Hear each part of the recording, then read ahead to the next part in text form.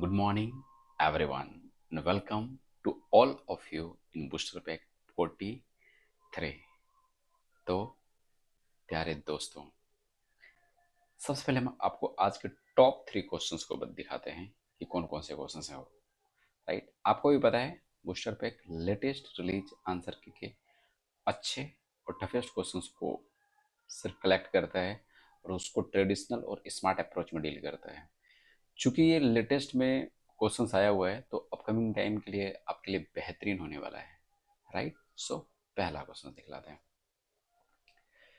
ये जो क्वेश्चंस है ना, परसेंटेज में इसे रख लो, ठीक है, पॉपुलेशन बेस्ड क्वेश्चंस है।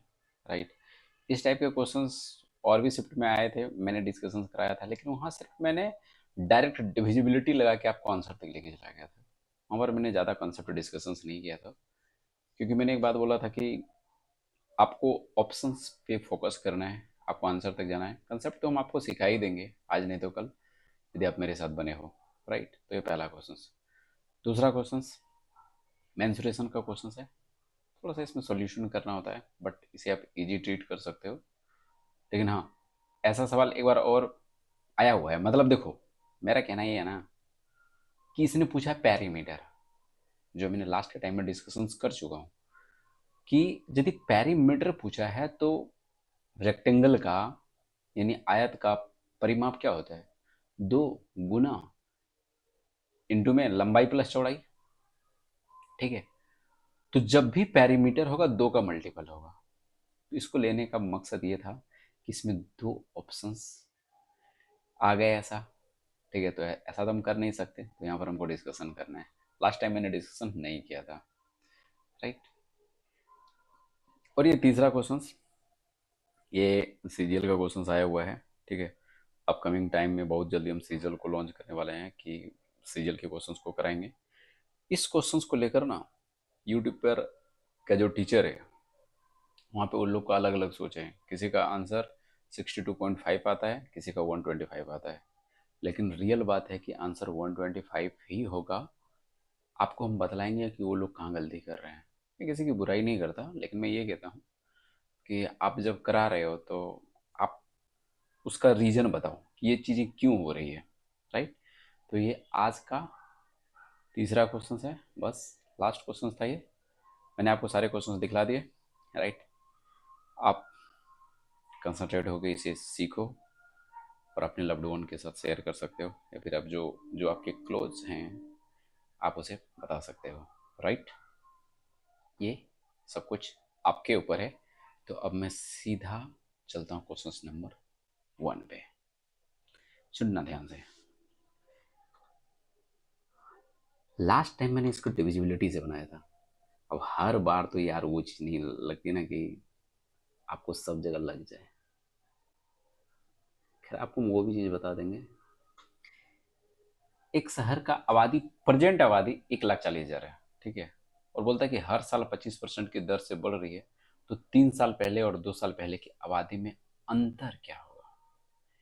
आपको एक बात पता है कि यदि हम मैं बोलूँ 25%, 25% का मतलब क्या होता है? 1/4, यानी 4 यूनिट पे यदि 1 बढ़ जाए तो 25% का होगा मेरा, यानी 4 से 5 होगा फर्स्ट ईयर में। हम रेशियो निकालेंगे, 4 से 5 होगा फर्स्ट ईयर में। सेकेंड ईयर में भी उसी हिसाब से बढ़ेगा, 4 से 5। तो रेशियो को तो आप मैनेज करना जानते हो। ये गुना होता है, 4 चौकी 16, 5 चौकी 20 और 5 है 25। चूंकि ये तो 2 ही साल का भी बना है, देखो कैसे पकड़ना है। 2 साल, 2 ही साल का गैप, एक एक यहाँ पर गैप है, एक यहाँ पर, 2 गैप है, यानी 2 साल का बना है। तो एक ईयर का और हमको क्रिएट करना पड़ेगा, यानी 4 से ये चीज 5 पे जा रही है। तो 16 चौकी 64, 20 चौक 80, 25 चौकी 100 और 25 पंचे 125। देखो, पहला साल, दूसरा साल और तीसरा साल।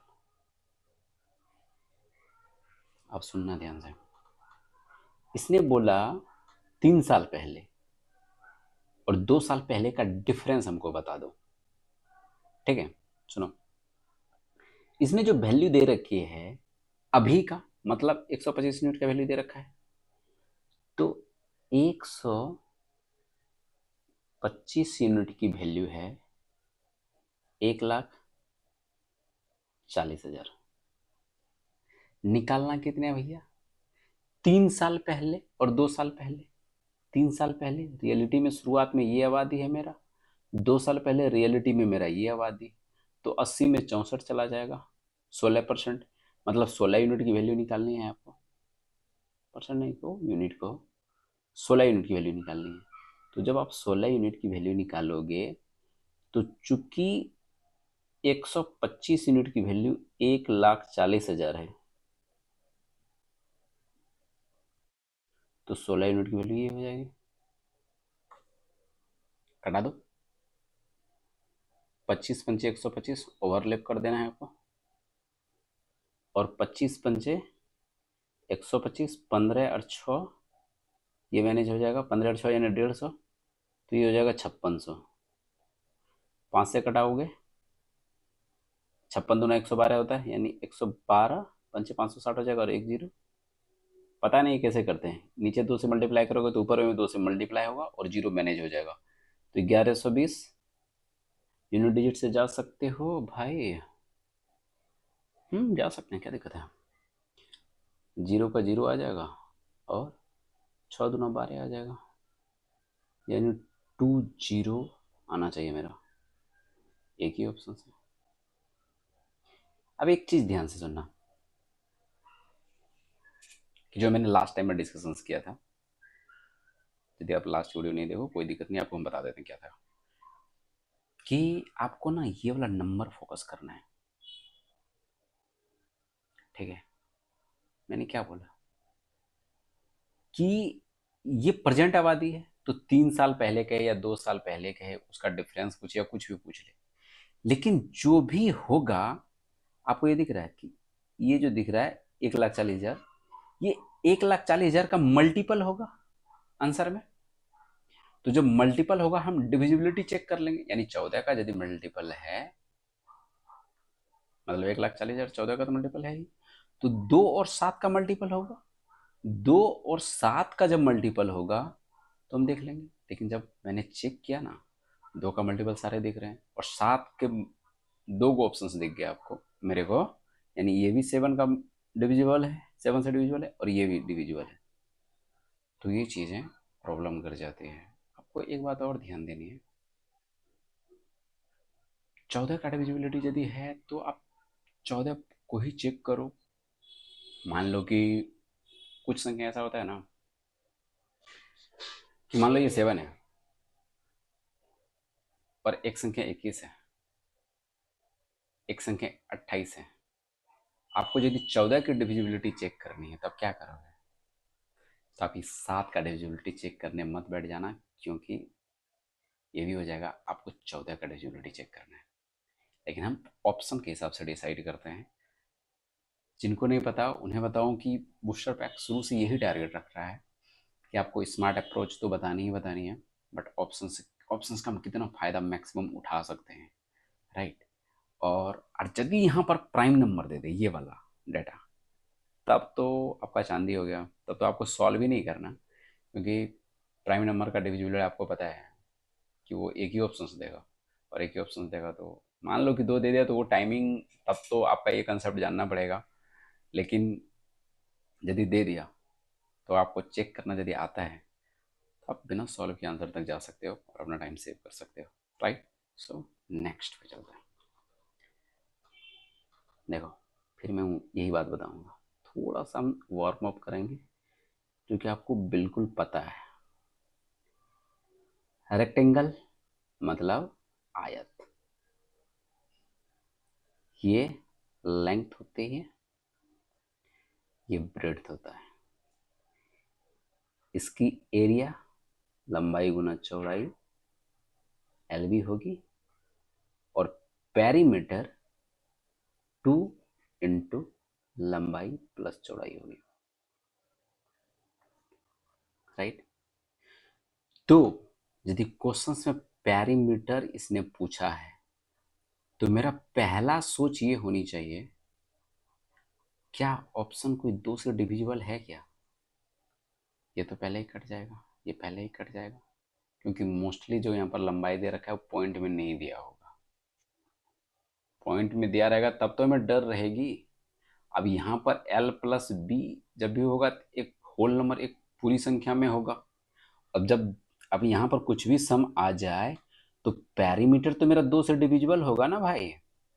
बोला हाँ। तो बस उसी हिसाब से आंसर लास्ट के वीडियो में मैंने लगाए थे। ठीक है, तो मैंने बताया था कि आप ट्रेडिशनल भी जाओ, बट जहाँ पर ट्रेडिशनल जाने की ज़रूरत नहीं है, जहाँ पर आपको सॉल्व करने की ज़रूरत नहीं, तब सॉल्व क्यों करते हो?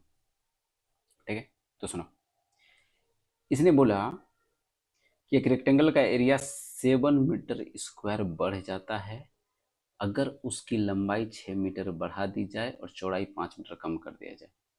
क्या करो? लंबाई 6 मीटर बढ़ा दो, बढ़ा दिया, और चौड़ाई 5 मीटर कम कर दिया जाए। चौड़ाई 5 मीटर कम कर देते हैं तो 7 मीटर स्क्वायर एरिया मतलब बढ़ जाता है।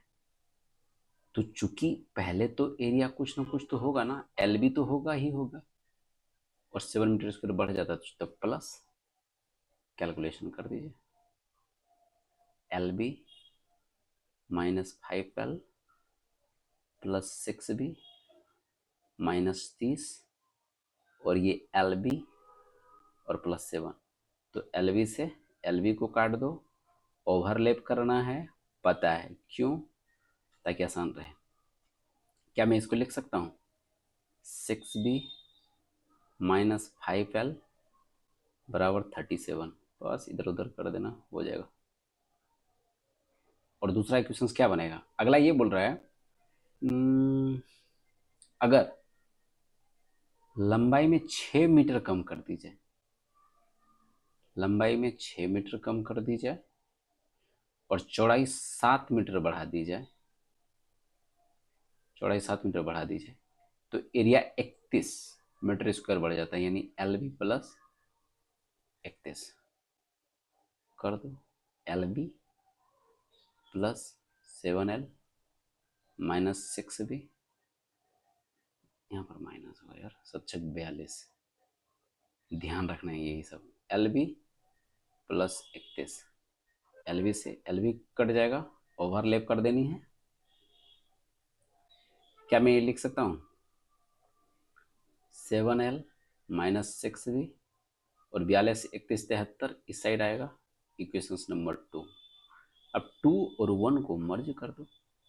यहाँ पर 6B -5L है, यहाँ पर 6B दे रखा है, ऐसा कर लो, यहाँ पर 6B लिख लो और -5L, कुछ नहीं, बस इंटरचेंज कर दिया, ताकि यहाँ दिख रहा है कि कट जाएगा तो हमको इजी हो जाएगा।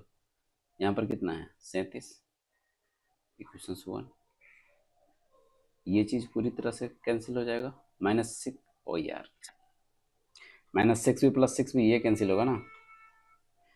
यहाँ पर क्या था आपका? 7L था और यहाँ पर -5L था, तो ये 2L हो जाएगा। 73 और 37 कितना हो जाएगा? 7 3 10, 7 3 10 1 11, यानी 110। तो L की वैल्यू कितना हो जाएगी? 55। अब इस L को चिपका दो, किसमें चिपकाएगा? कौन सा इक्वेशन इजी है? यही इजी है, 1 में चिपका देते हैं, तो 6B -5L उधर जाके प्लस हो जाएगा 37, और 5L की वैल्यू कितना हो जाएगी? 55 × 5 करेंगे, 5×5 = 25, 25×2 2, 5×5 = 2 27, 275, 275 और 37 312। अरे 75 और 25, यहाँ पर 12 बच जाएगा ना, 6 से डिवाइड कर दो, 6×5 = 30, 14×12, बी की वैल्यू 52। पैरीमीटर पूछा है इसने, 2 × लंबाई प्लस चौड़ाई, यानी 55 प्लस 52, 55 52 107 × 2 214 मीटर। सवाल थोड़ा सा इजी पड़ गया, रियल बात यही है। मोस्ट ऑफ ऐसे क्वेश्चंस को फिलहाल डिस्कशंस नहीं कर रहा है, ठीक है, क्योंकि सॉल्व करते तो आपको पता लग ही जाता है यार। बट थोड़ा सा कैलकुलेशन था, कर लिया, नहीं लेना चाहिए था, बट सॉरी टू से यार। चलो नेक्स्ट पे चलते हैं। सुनो, अब हम समझाते हैं। एक स्कूल बिल्डिंग है, उसके ओवर हेड टैंक, यानी उसके खोपड़ी पर एक टंकी है, मतलब छत के ऊपर ऊपर में ही होता है टैंक, ठीक है। ये देखो, यूट्यूब पे और भी ऐप पे कहाँ पर गलती कर रहा है लोग, और कुछ लोग नहीं भी कर रहा है। सुनना ध्यान से, ये टंकी है,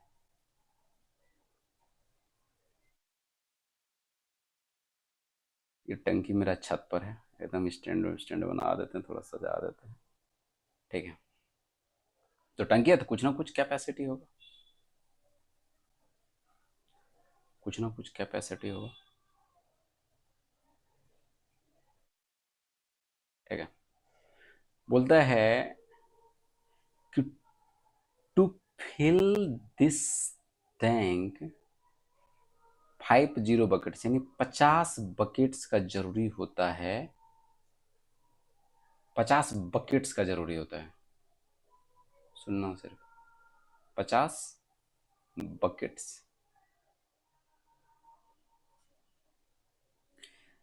और बकेट्स में कुछ ना कुछ वाटर आएगा, वही तो उसका वॉल्यूम होगा।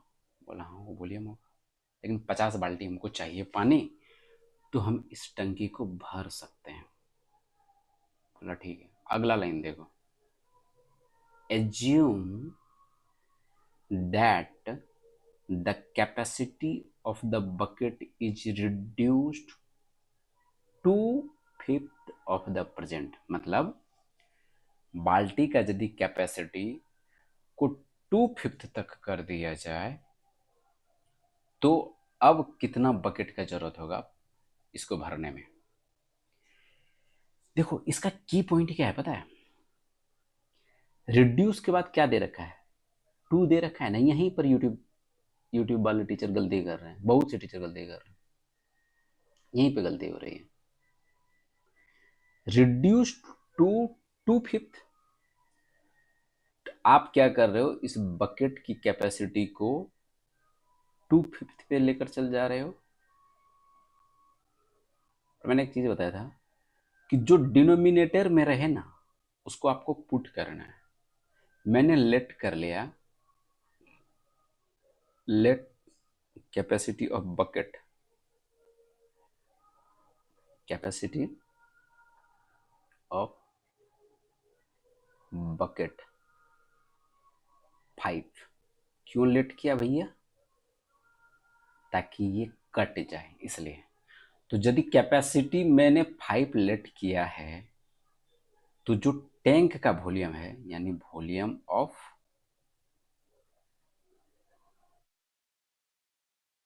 टैंक 50 × 5 हो जाएगा। क्यों 50 × 5 होगा, 50 बकेट की जरूरत हो रही थी और मैंने 5 यूनिट मान लिया बकेट का कैपेसिटी। ये भी तक ठीक है, यहां तक भी सब, यहां तक तो सब कुछ ठीक रहता है। आप सुनो जो मेन बात, जहां पर आपको गलती नहीं करनी, और आपसे जब कोई पूछे तो आप बिल्कुल कॉन्फिडेंट के साथ बताओगे। देखो, बकेट का जो कैपेसिटी है ना, ये लाइन पढ़ना, रिड्यूस्ड टू 2/5। ये जो टू, ये जो टू डाटा है ना, ये टू, टू और फ्रॉम के ही कारण मिस्टेक हो रहा है यहाँ पे। यदि टू है, ठीक है, यदि टू है तो वो रियल में 2/5 ही हो जा रहा है। और यदि यहां पर फ्रॉम रहता, यदि यहां पर फ्रॉम रहता, तो फ्रॉम रहता, इसका मतलब ये है कि आप 2/5 से कम कर रहे हो, इसका मतलब वो डाटा, वो रियलिटी में कैपेसिटी 3/5 होती, लेकिन फ्रॉम होता तब। लेकिन इसने 2 दे रखा है, 2 दे रखा है, मतलब 2 दे रखा है, इसका मतलब ये है कि कैपेसिटी रियल में 2 हो जा रही है, ना कि 3 हो जा रही है। ठीक है, तो यानी पहले तो कैपेसिटी 5 था, अब कैपेसिटी कितना हो जा रही है, 2 हो जा रही है। तो कोई बात नहीं, तो अब कितने बाल्टी का जरूरत होगा, चूंकि वॉल्यूम 250 आया है और अब कैपेसिटी 2 हो जा रही है। ठीक है, तो इस वजह से अब 125 बाल्टी का जरूरत पड़ेगा। 125 बाल्टी या बकेट बोल लो, जो बोलना है, और आपका ये आंसर होगा। एसएससी का ऑफिशियल आंसर की भी यही है। ठीक है, तो आप इस चीज़ का ध्यान रखेंगे, राइट। तो अरे बच्चा ने हमको पूछा पहले, ठीक है, हम तो बना दिए, तो बोला कि नहीं हमको ये समझ में नहीं आ रहा कि 2 यूनिट होगा या 3 यूनिट 3 यूनिट होगा। बोला कि आप यहाँ पर इंग्लिश इंग्लिश को ये टू और फ्रॉम का डिफरेंस समझ जाओगे तो काम हो जाएगा। शायद आपको समझ में आया होगा कि मतलब किसी डाटा को 2/5 कर दिए, जो पहले डाटा था, एक ये चीज़ हुआ कि वो 2 यूनिट हो गया, और किसी डाटा को 2/5 से कम कर दिए, तो 2/5 से कम यदि कर दिए तो रियलिटी में वो डाटा 3 पर चला गया। राइट, बस यहीं पे कन्फ्यूजन था और कहीं कोई दिक्कत नहीं थी। राइट, तो ये आज का ये तीसरा क्वेश्चन था जो आज के टॉप 3 क्वेश्चंस में आए। राइट, तो जो भी होगा यार बताना। इसके साथ ही इस सेशंस को एंड करते हैं और मिलते हैं बूस्टर पैक के अपकमिंग सेशंस में, यानी 44 में, कुछ नए क्वेश्चंस के साथ, कुछ स्मार्ट थिंकिंग के साथ। राइट, जो कि एक्सेसिबल है, अप्रोचेबल है। जब आप प्रैक्टिस करोगे ना, ये चीज़ आपको समझ में आ जाएगी कि नहीं, ये जादू मंत्र नहीं इधर चलता, बट क्वेश्चंस का तो हिसाब किताब अच्छे से किया जाता है। सो इसके साथ ही इस सेशंस को एंड करते हैं। अब मिलते हैं बूस्टर पैक के अपकमिंग सेशंस में। तब तक के लिए जय हिंद एंड जय बिहार, और लव यू टू ऑल।